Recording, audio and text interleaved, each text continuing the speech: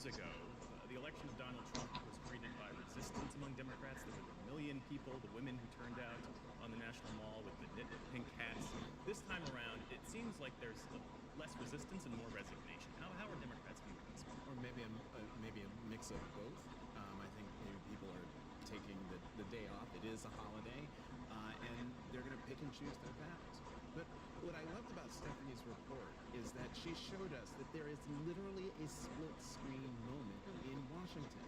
At the U.S. Capitol, we have been watching polite applause and greetings between, former presidents, members of the cabinet, the Supreme Court justices, very cordial, very in the spirit of upholding the traditions and customs of the peaceful transfer of power. Meanwhile, Stephanie is sitting there and listening to people react, the incoming president's supporters react in real time with cheers and boos for the people they like or don't like.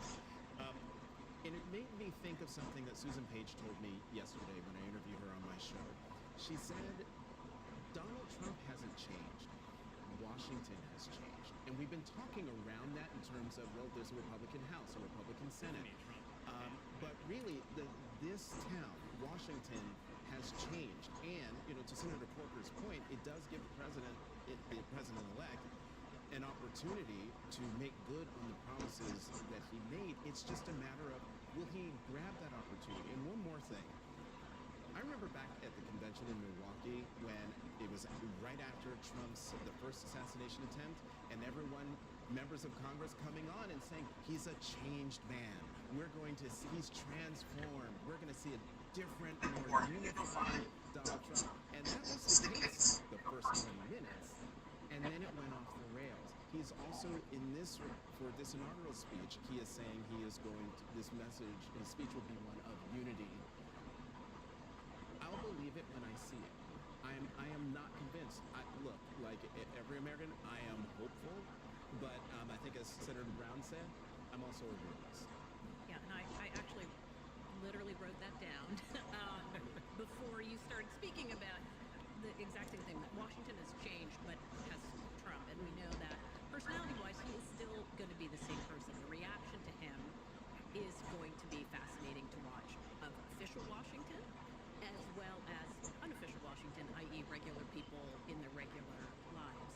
And it also, listening to former Senator Corker, reminded of the conversations probably on these panels, Republicans saying, just stick to the economy. Just talk about the economy. Don't talk about retribution. Don't talk about going after your enemies.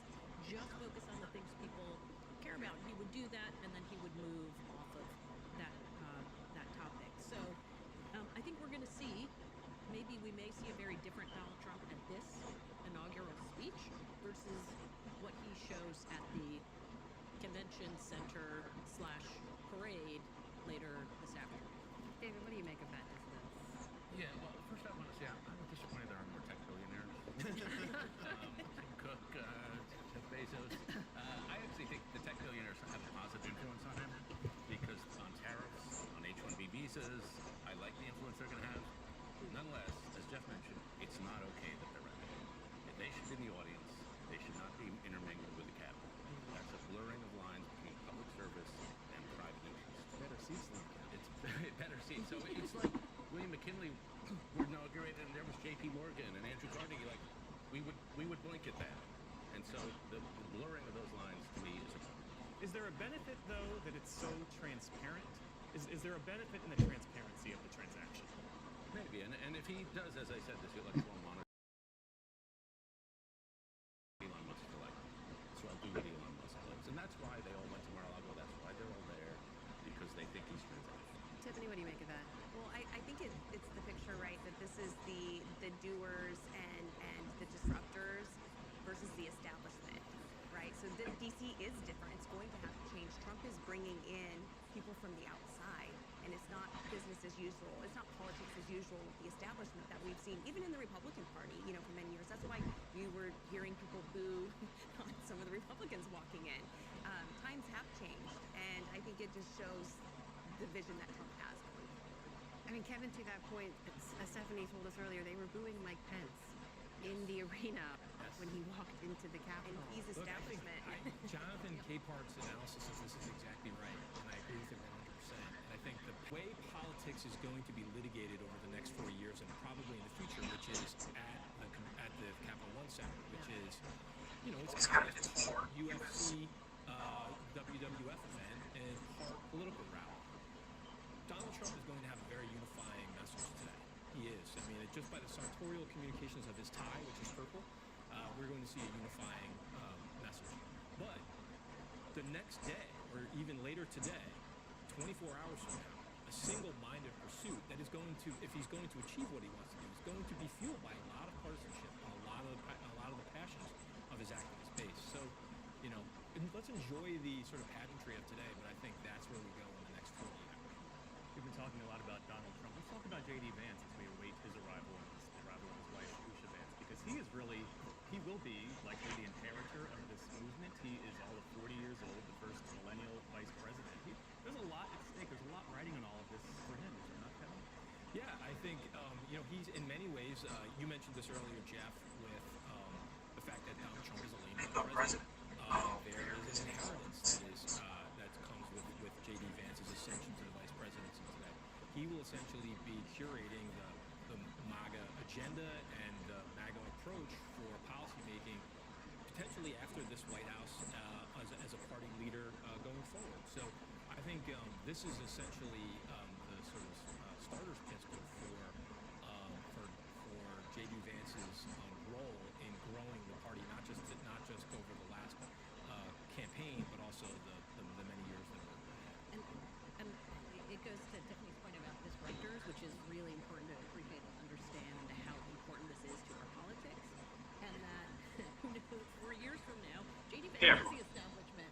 And that there is a disruptor that says, we don't want to do things the way that these guys did it. I'm the one that can actually deliver on the things that J.D. Vance and Trump were unable to do. So I do think we are entering this time. We've had, in the last 10 elections, we've had 9 change elections. This is the first time since the last time we had a second consecutive first president, so a non-consecutively elected president, that we've had 3 in 3 consecutive elections lose. And so we are in a time of incredible disruption, and that I don't think that what is happening here is about what I think makes America so great, is that there is continuity. There is it's more than just pageantry. This is making a statement about how important it is to have a peaceful transfer of power. But our politics is driven by a country that is evenly divided at 48, 49%. Yeah. And where the disruptors are is whoever's the party or the vision that's out of power. And we're going, I don't know when this ends, but it sure doesn't feel like this is the end of it. Judy, to that point, this idea of disruption, I know you've been traveling the country, talking to a lot of people about their political views, including supporters of Mr. Trump. The fact that he has managed to hang on to, sustain this idea that he's an outsider, as a former president who now has complete control over one of our 2 major political parties, that idea is central to his popularity among his supporters. It is, and we have to give him credit for pulling off the feat of winning re-election after losing, although he didn't acknowledge that he lost in 2020. But to Amy's point, I mean, this was a close election. Donald Trump won less than 50% of the vote. I think the final number is 49.8 to Kamala Harris is 48.4. So 1.5% difference in the total. Yes, he won the swing states, but we are a very divided country. And the other split screen I want to mention is one in our memories, and that is 4 years ago, in January of 2021, on the steps of the Capitol, and then inside the Capitol, the attack by supporters of Donald Trump. And I think of Mike Pence, the vice president here. 4 years ago, there was a noose that was built on the outside of the Capitol. So there are a number of split screens that we are thinking about. Tiffany, how are Trump supporters become sense of that split screen, to use this metaphor, in this very room, Trump supporters, rioters, Broke the law, should be held to standard. But again, anytime the media starts to talk about January 6th, the American people are talking about it.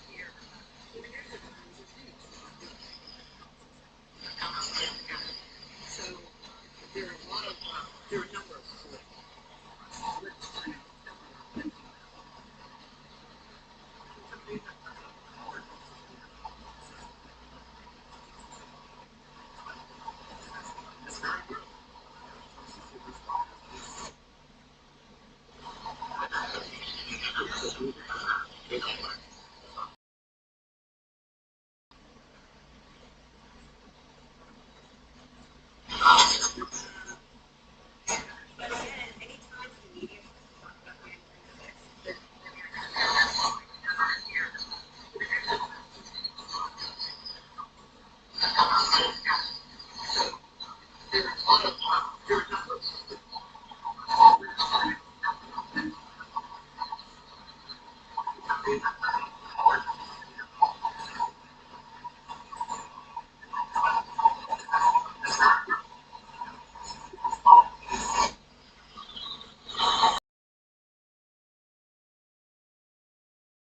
Wife of Vice and, of course, First Lady-elect. Jonathan, this idea that as we welcome in a new administration, we're saying goodbye to another, among the many actions we expect President-elect Trump to take today will really be an undoing of much of what President Biden put into place as well. How do Democrats view that in terms of the places they do want to be able to work together with Republicans moving forward? Yeah, as we have seen over the last few elections, the incoming president tries mightily to undo the legacy of his predecessor. We saw that with Trump when it came to Obama. And